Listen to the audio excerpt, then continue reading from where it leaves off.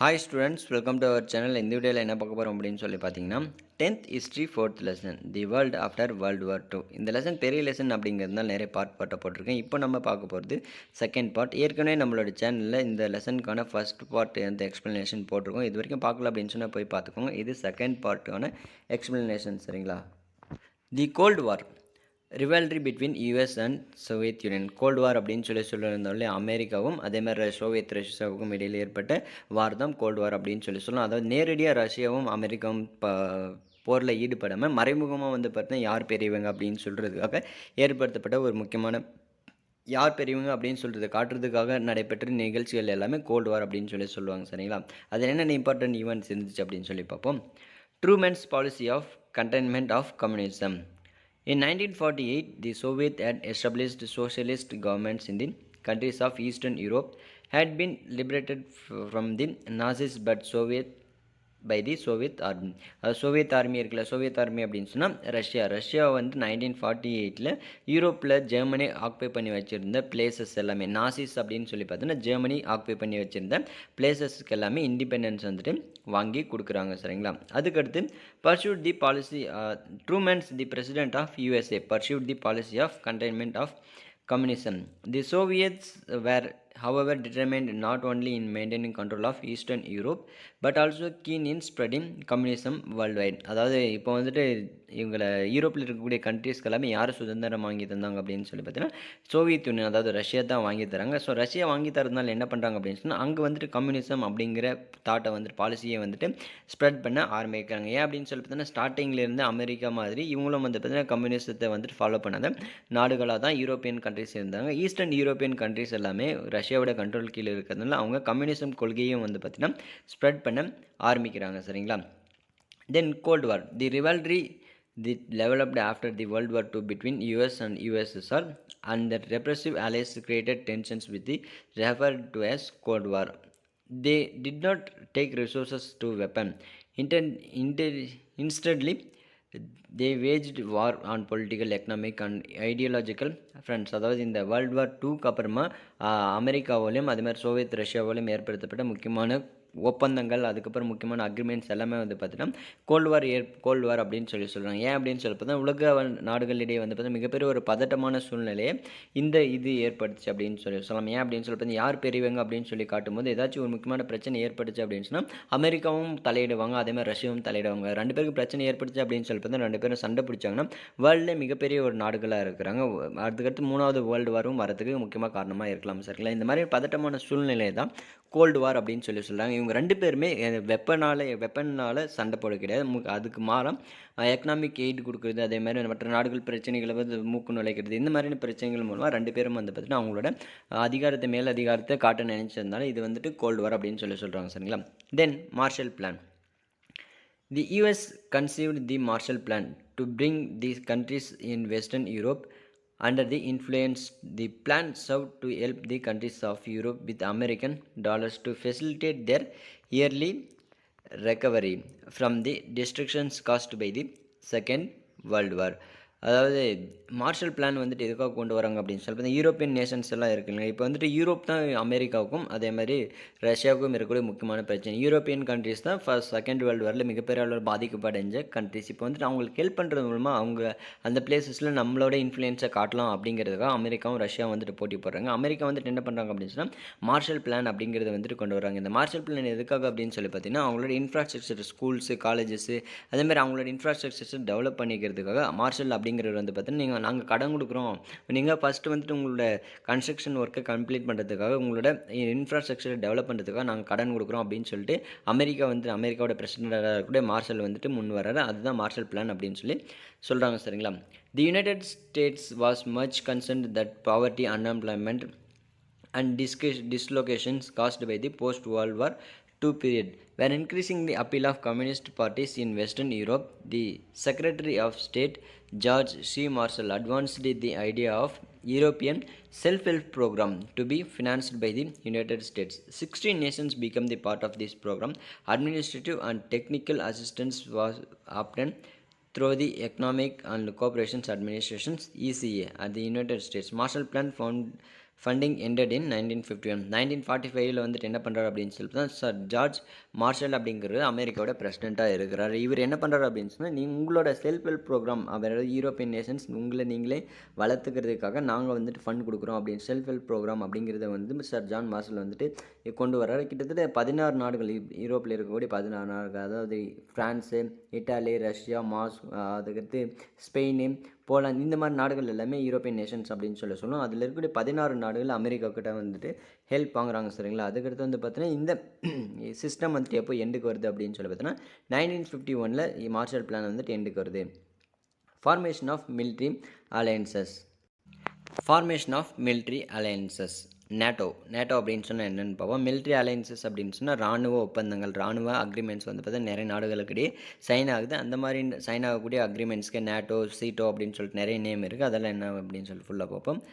The United States and its European allies form the Northern Atlantic Treaty Organisation, NATO. Northern Atlantic Treaty Organisation அப்படிங்கிறது தான் ஷார்ட்வாக NATO அப்படின்னு சொல்லி சொல்கிறாங்க, சரிங்களா. இது யார் ஆரம்பிக்கிறாங்க அப்படின்னு சொல்லி பார்த்தீங்கன்னா யுனைடெட் ஸ்டேட்ஸ், அமெரிக்காவும் அதில் இருக்கக்கூடிய யூரோப்பியன் கண்ட்ரிஸ் எல்லாம் இவங்க யாருக்கு சப்போர்ட் பண்ணாங்களோ அவங்க எல்லாமே தான் நார்த் அட்லாண்டிக் ட்ரீட்டி ஆர்கனைசேஷன் அப்படிங்கிறது வந்துட்டு ஆரம்பிக்கிறாங்க. இது 1949 ஆரம்பிக்கிறாங்க, சரிங்களா. To resist Soviet aggression in European 1949. இது எதுக்காக முக்கியமாக அப்படின்னு சொல்லி பார்த்தீங்கன்னா, சோவியத் யூனியன் இருக்குல்ல, ரஷ்யா வந்துட்டு யூரோப்பில் பிளேசஸை ஆக்குபை பண்ணக்கூடாது அப்படிங்கிறதுக்காக 1949 ஏற்படுத்தப்பட்ட ஒரு ஆர்கனைசேஷன் தான் நேட்டோ.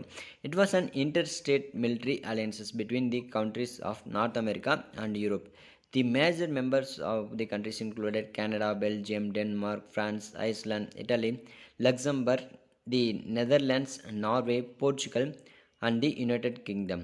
அதாவது இந்த திட்டம் எதுக்காக அப்படின்னு சொல்லி பார்த்தீங்கன்னா, சோவியத் ரஷ்யா வந்துட்டு இவங்களை ஆக்குபை பண்ணால் நாங்கள் ஹெல்ப் பண்ணுறோம் அப்படின்னு சொல்லிட்டு தான். இப்போ வந்துட்டு யூரோப்பில் இருக்கக்கூடிய எந்த நாடுகளை, இட்டாலி, பெல்ஜியம், கனடா, இந்த மாதிரி பிளேசஸை சோவியத் ரஷ்யா ஆக்குபை பண்ணாங்க அப்படின்னு சொன்னால் நாங்கள் வந்துட்டு எங்களோட ஆர்மி சோல்ஜர்ஸை வந்துட்டு உங்களுக்கு அனுப்புகிறோம், உங்களுக்கு ஹெல்ப்புக்காக அனுப்புகிறோம் அப்படிங்கிறது தான் இந்த நேட்டோக்கான முக்கியமான நோக்கம். இதில் கூட மெம்பர் கண்ட்ரிஸோட நேம்ஸ் எல்லாம் கொடுத்துருக்காங்க. அதுக்கடுத்து வந்து பார்த்தீங்கன்னா later Greece and Turkey join the organisation 1952. அதுக்கடுத்து 1952 கிரீஸும் துர்க்கியும் வந்து பார்த்தீங்கன்னா இந்த ஆர்கனைசேஷனில் ஒன்றா சேர்றாங்க.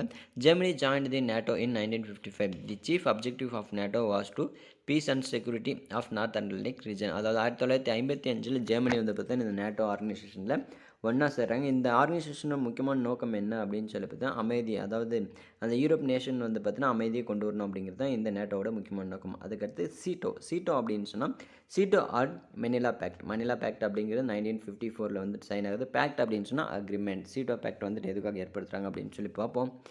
தி South East Asia treaty organisation SEATO was organised for the collective security of countries in Southeast Asia following the signing the Manila Pact. South east ஏஷியாவில் இருக்கக்கூடிய countries எல்லாமே இந்த மணிலா பேக்ட் அப்படிங்கிறதுல சைன் பண்ணுறாங்க. அந்த மணிலா பேக்டில் சைன் பண்ணது மூலமாக the South East Asia treaty Organisation அப்படிங்கிறது தான் ஷார்ட்டாக சீட்டோ அப்படின்னு சொல்லி சொல்கிறாங்க, சரிங்களா. 1954 இந்த அக்ரிமெண்ட் வந்துட்டு சைன் ஆகுது. By the US, France, England, New Zealand, Austria, the Philippines, Thailand and Pakistan இவங்கெல்லாம் வந்துட்டு அதோட member countries of SEATO were committed to prevent the communism from the gaining ground of regions. Unlike the NATO alliance, SEATO has to commence with the standing forces. ஸ்டார்டிங்கில் என்ன இதோட முக்கியமான நோக்கம் என்ன அப்படின்னு சொல்லி இந்த கம்யூனிசம் அப்படின்னு சொல்லி இருக்கு இல்லையா, இந்த கம்யூனிசம் அப்படிங்கிற கொள்கையை வந்துட்டு ஸ்ப்ரெட் பண்ணாமல் நம்மளோட நாடுகள் வந்துட்டு கம்யூனிஸ்ட்டை வந்துட்டு பரப்பக்கூடாது அப்படிங்கிறதுக்காக உருவாக்கப்பட்ட முக்கியமான ஒரு அமைப்புகள் தான் சீட்டோ, சரிங்களா. அதுக்கடுத்து வர்ஷா பேக்ட் வந்துட்டு எதுக்காக சைன் ஆகுது அப்படின்னு சொல்லி பார்ப்போம். As a counter to the NATO, the Soviet organized the Soviet bloc countries for a united military actions under the Warsaw Pact. In December 1954, a conference of 8 European nations, namely Albania, Bulgaria, Hungary, Czechoslovakia, East Germany, Poland, Romania and Russia took place in Moscow. Moscow வந்துட்டு ரஷ்யாவோட தலைநகரம். அந்த ரஷ்யாவோட தலைநகரத்தில் இருக்கிற மாஸ்கோவில் 1954 இந்த NATO வந்துட்டு America ஏற்படுத்தின ஒரு அமைப்பு. நேட்டோவுக்கு எதிராக வந்து பார்த்தீங்கன்னா வர்ஷா பேக்ட் அப்படிங்கிறது வந்து பார்த்தீங்கன்னா 1954 இவங்க சோவியத் ரஷ்யா வந்துட்டு ஆரம்பிக்கிறாங்க. அதில் நிறைய கண்ட்ரிஸ் வந்து பார்த்தீங்கன்னா மெம்பர்ஸாக இருக்கிறாங்க. They concluded the treaty on May 14, 1955. This is known as the Warsaw pact. அதுக்கடுத்து வந்து பார்த்தா இவங்க 1955 இந்த வர்ஷா பேக்ட் வந்து சைன் பண்ணுறாங்க. இதுதான் வர்ஷா பேக்ட் அப்படின்னு சொல்லப்படுது. A joint command of armed forces members countries with the headquarters in Moscow was set up. The Warsaw Pact was dissolved in 1991 following the breakup of USSR. இந்த வர்ஷா பேக்டில் சைன் பண்ண நாடுகளுக்கு ஏதாச்சும் army help தேவைப்பட்டுச்சு அப்படின்னு சொன்னால் அந்த ஆர்மிக்காக மாஸ்கோவில் அந்த ஆர்மிஸை வந்துட்டு பில்ட் பண்ணுறாங்க. அதுக்கடுத்து 1991 இந்த யூஎஸ்எஸ்ஆர் பிரேக் ஆகிறது மூலமாக இந்த வர்ஷா பேக்டும் வந்துட்டு முடிவுக்கு வருது. சரிங்களா? Then CENTO or Baghdad pact. In 1955, Turkey, Iraq, Great Britain, Pakistan and Iran signed the pact known as the Baghdad Pact. Baghdad அப்படிங்கிற பிளேஸில் 1955 துருக்கி, Iraq, Great Britain, Pakistan, Iran இவங்க எல்லாமே ஒன்றா சேர்ந்து ஒரு அக்ரிமெண்ட்டில் சைன் பண்ணுறாங்க. அந்த அக்ரிமெண்ட்டுக்கு தான் பாக்தாத் பேக்ட் அப்படின்னு சொல்லப்படுது. சரிங்களா? In 1958, the United States joined the organizations and thereafter it came to be known as the Central Treaty Organization. அதுக்கடுத்து கொஞ்ச நாள் கழிச்சு வந்து பார்த்தீங்கன்னா யுனைடெட் ஸ்டேட்ஸும் இந்த ஆர்கனைசேஷனில் ஒன்றா சேர்றாங்க. அதெல்லாம் சேர்ந்ததுனால என்ன இதுக்கு நேம் வைக்கிறாங்க அப்படின்னு சொன்னால் சென்ட்ரல் ட்ரீட்டி ஆர்கனைசேஷன் சென்டோ அப்படின்னு சொல்லிட்டு நேம் வைக்கிறாங்க. சரிங்களா?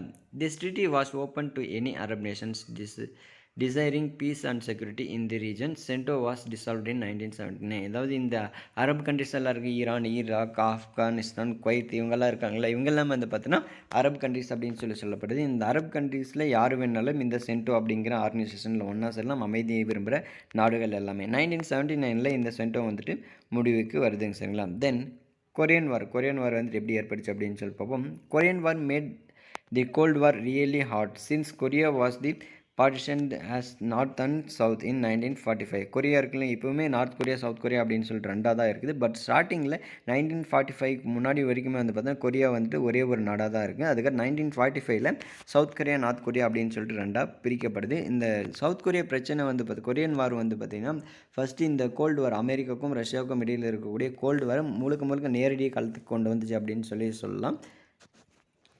Each side sought by winning legitimacy by unifying the country. The president of the North Korea, Kim To, People's Republic of Korea, decided to act before the southern rival, Sigmund III, the Republic of Korea, go to the chance. He launched an attack on 1950 with the tacit support of Stalin. Both Kim and Stalin did not expect the US to intervene. ஸ்டார்டிங்கில் என்ன ஆகுது அப்படின்னு சொல்லி பார்த்தீங்கன்னா south Korea north Korea அப்படின்னு சொல்கிற ரெண்டு பிளேஸை வந்துட்டு பிரிக்கப்படுது. தி பிரசிடென்ட் ஆஃப் நார்த் கொரியாவோட பிரசிடெண்ட்டாக யார் இருக்காங்க அப்படின்னு சொல்லி பார்த்தோம்னா கிம் டூ வந்துட்டு இருக்கிறார். இது பீப்புள்ஸ் ரிப்பப்ளிக் கட்சியோட முக்கியமான ஒரு தலைவர். சரிங்களா? அதுக்கடுத்து வந்து பார்த்தீங்கன்னா சவுத் கொரியா வந்துட்டு யாரோட கண்ட்ரோல் கீழே இருக்குது அப்படின்னு சொன்னால் சிக்மன் அப்படிங்கிறவரோட கண்ட்ரோல் கீழே இருக்குது. இவங்க ரெண்டு பேரும் ஒன்றா சேர்ந்து என்ன பண்ணுறாங்க அப்படின்னு சொல்லி பார்த்தீங்கன்னா கிம் டூவும் அதே மாதிரி ஸ்டாலினும் ரெண்டு பேரும் ஒன்றா சேர்ந்து இவங்க சவுத் கொரியா வந்துட்டு அட்டாக் பண்ணிடலாம் அப்படின்னு சொல்லிட்டு நார்த் கொரியாவோட கிங்காக இருக்கக்கூடிய கிம் டூவும் ஸ்டாலினும் வந்துட்டு ஒன்றா பண்ணுறாங்க. ஸ்டாலின் யார் அப்படின்னு சொல்லி பார்த்தா ரஷ்யாவோட பிரசிடென்ட் தான் கிங். சரிங்களா? ஸ்டாலினும் கிம்மும் ரெண்டு சேர்ந்து சவுத் கொரியா வந்துட்டு அட்டாக் பண்ணுறாங்க. பட் யூஎஸ் வந்துட்டு என்ன பண்ணுறாங்க அப்படின்னு சொல்லி பார்த்தா இவங்க சவுத் கொரியாவுக்கு ஹெல்ப் பண்ணுறோம் அப்படின்னு சொல்லிட்டு வராங்க. The law was lasted for 3 years. The human cost enormous but the Korean people gain nothing. அதுக்கடுத்து வந்து பார்த்தா இந்த வார் நார்த் கொரியாவுக்கும் சவுத் கொரியாவுக்கும் இடையில் வந்து கிட்டத்தட்ட 3 வருஷம் இந்த வார் நடக்குது. பட் இந்த வார் முடிவில் நிறைய பொருட்செலவும் அதே மக்கள் இழப்பும் வந்துட்டு ஏற்படுச்சு. ஆனால் இந்த வாரோட எண்டில் நார்த் கொரியாவுக்கும் சரி சவுத் கொரியாவுக்கும் சரி எந்த ஒரு பயனும் வந்துட்டு கிடையாது. தேர்ட் வேர்ல்டு கண்ட்ரிஸ் அப்படின்னு சொன்னால் என்னென்னு பார்ப்போம். The capitalist countries led by the US were politically designated as the first world while the communist states led by the Soviet Union came to be known as the second world. States outside the two world called third world. அதாவது first world countries அப்படின்னு சொல்லி எதை சொல்கிறோன்னா அமெரிக்காவோட கூட்டணியில் இருக்கக்கூடிய நாடுகள். Second world countries எதை சொல்கிறோன்னா ரஷ்யா கூட கூட்டணியில் இருக்கக்கூடிய கம்யூனிஸ்ட்டை ஃபாலோ பண்ணிக்கூடிய நாடுகள். மூன்றாவது நாடுகள் எது அப்படின்னு சொல்லி பார்த்தீங்கன்னா அதாவது இந்த கம்யூனிஸ்ட் ரஷ்யா கூடயும் அமெரிக்கா கூடயும் கூட்டணி சேராத நாடுகள் மற்ற நாடுகள் எல்லாமே கம்யூனிஸ்ட் கண்ட்ரிஸ் அப்படின்னு சொல்லி சொல்லப்படுது. தேர்ட் வேர்ல்டு கண்ட்ரிஸ் அப்படின்னு சொல்லி சொல்லப்படுது. நான் align moment NAM. The non alignment movement emerged in the wake of decolonizations in the followed World War II. At the Bangtung, a city in Indonesia conference 1950, a newly independent countries of Asia and Africa gave a call of abstaining from the analyzing with the any of the two superpowers it also pledged to fight all forms of colonisation and imperialism. அதாவது 1955ஆம் ஆண்டு பாங்டூங் அப்படிங்கிற place இந்தோனேஷியாவில் இருக்கக்கூடிய ஒரு place. அந்த பிளேஸில் நிறைய கண்ட்ரிஸ், ஏஷியன் கண்ட்ரிஸ் எல்லாமே ஒன்றா சேர்த்துறாங்க.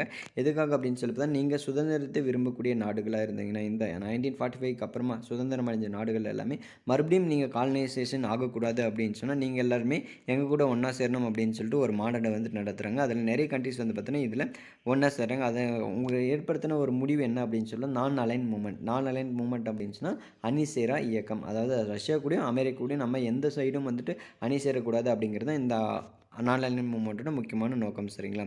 தி NAM means non align movement held its first conference at Belgrade in 1961 under the leadership of Tito, Yugoslavia, Nasser, Egypt, Nehru, India, Nkrumah of Ghana, and Sukarno of Indonesia. The basic principles of non-alignment as listed in this statement issued by the Belgrade. அதாவது ஸ்டார்டிங்கில் வந்து பார்த்தீங்கன்னா இந்த நான் align moment அப்படிங்கிறது வந்து ஆரம்பிக்கிறாங்க. First இது இந்த இயக்கத்தோட முதல் மாநாடு 1961 பெல்கிரேட் அப்படிங்கிற பிளேஸில் வந்துட்டு நடக்குது. சரிங்களா? அந்த பெல்கிரேட் நடந்த அந்த மாநாடுக்கு முக்கியமான தலைவர்கள் யார் யார் இருந்தாங்க அப்படின்னு சொல்லி பார்த்தீங்கன்னா டிட்டோ, நாசர், நேரு, நக்ருமா, சுகர்னோ இவங்கெல்லாம் வந்துட்டு இருக்காங்க. அதோட முக்கியமான நோக்கம் என்ன அப்படின்னு சொல்லி பார்த்தா, Serbian city then party of Yugoslavia conference were peaceful coexistence. அதாவது அமைதியாக எல்லாருமே வந்துட்டு அமைதியாக வந்துட்டு ஒருத்தர் அமைதியாக இருக்கணும். அதே மாதிரி communist to commitment to peace and security. அதாவது அமைதியை நிலைநாட்டுறதுக்காகவும் அதேமாதிரி பாதுகாப்பு உறுதி செய்கிறதுக்காகவும் நம்ம வேலை செய்யணும். No military alliances with any super powers. அதாவது நோ மிலிட்ரி அலையன்சஸ். இப்போ வந்துட்டு வேறு யாராச்சும் இப்போ சைனாவுக்கும் நமக்கு வந்துட்டு ப்ராப்ளம் இருக்குதா, நம்ம வந்து அலையன்ஸ் மிலிட்ரி அலையன்ஸ் போட்டிருந்தோம்னா ரஷ்யா கூடயும் அப்படிலாட்டி அமெரிக்கா கூடயும் போர் ஒப்பந்தம் போட்டிருந்தோம் அப்படின்னு சொல்லி பார்த்தா, போர் ஒப்பந்தம் அப்படின்னு சொன்னால் இராணுவ ஒப்பந்தம் போட்டிருந்தோம் அப்படின்னு சொன்னால் இப்போ இந்த ப்ராப்ளத்தில் அமெரிக்காவும் அவங்களோட சோல்ஜர்ஸை வந்துட்டு நமக்கு அனுப்பியிருப்பாங்க. அனுப்பும்போது இப்போ வேர்ல்டு வைடாக ஒரு தேர்ட் வேர்ல்டு வாரே வந்துட்டு ஏற்படுறதுக்கு முக்கியமான காரணமாக இருக்கும். சரிங்களா? இந்த நான் அலைன் மூவ்மெண்ட்டோட முக்கியமான நோக்கமே அதுதான். எந்த ஒரு சூப்பர் பவர் கண்ட்ரிஸ் கூடயுமே வந்துட்டு நம்ம மிலிட்ரி ஒப்பந்தம் வந்துட்டு போடக்கூடாது அப்படின்னு சொல்லிட்டு தான் இதோட முக்கியமான நோக்கம். சரிங்களா? அதுக்கடுத்து with the collapse of Soviet Union the idea of non alignment was lost relevance. அதாவது அதுக்கடுத்து வந்து பார்த்தீங்கன்னா யுனைடெட் நேஷன்ஸ் யூஎஸ்ஆர் இருக்குல்ல ரஷ்யாவோட கூட்டணி முறிஞ்சதுக்கு அப்புறமா இந்த நான் அலைன்மெண்ட் மூவ்மெண்ட்டோட கூட்டமும் வந்து பார்த்தீங்கன்னா முக்கியமாக முடிஞ்சு போயிடுது. The Cuban revolution. The United States had its settled states in Central America, Honduras, El Salvador, and Nicaragua, Panama, and Guatemala. The Caribbean, Cuba, Dominican Republic, and Haiti, and East Asia, the Philippines, South Korea, south Vietnam and Thailand.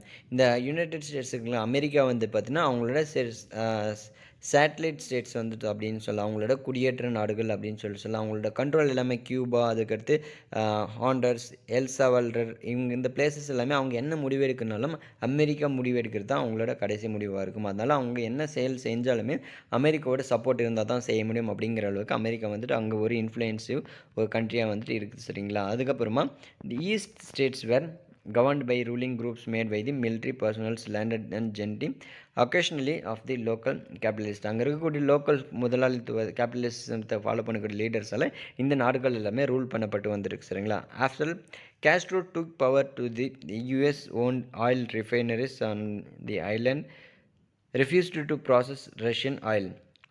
Castro nationalist them. அதாவது ஸ்டார்டிங்கில் வந்து பார்த்தீங்கன்னா Castro அப்படிங்கிறவர் இருக்கிறாரு. அவர் என்ன பண்ணுறாரு அப்படின்னு சொல்லி தான் யூஎஸோட கண்ட்ரோலில் இருக்கக்கூடிய கியூபாவில் இருக்கக்கூடிய யூஎஸ்க்கு சொந்தமான ஒரு ஆயில் ஃபீல்டு இருக்குது. சரிங்களா? அங்கே இருக்கக்கூடிய வளங்கள் எல்லாமே சுரண்டுறதுக்காக தான் யூஎஸ் வந்துட்டு மற்ற நாடுகளுக்கு அவங்களோட கண்ட்ரோல் கீழே வச்சுட்டு இருக்கிறாங்க. அங்கே இருக்கக்கூடிய ஆயில் ரிஃபைனரி சென்டர்ஸில் அவங்க ஆயில் ரிஃபைன் பண்ணி கொடுக்கணும் அப்படின்னு சொல்கிறாங்க. பட் வந்து பார்த்தீங்கன்னா இங்கே இருக்கக்கூடிய கேஸ்ட்ரோ அப்படிங்கிறவர் இந்த ரஷ்யன் ஆயிலை ரீஃபைன் பண்ணக்கூடாது அப்படின்னு சொல்லிட்டு அதை மறுக்கிறார். சரிங்களா? Castro nationalized them. The US retaliations by ending the arrangement by which brought the bulk of Cuba's sugar.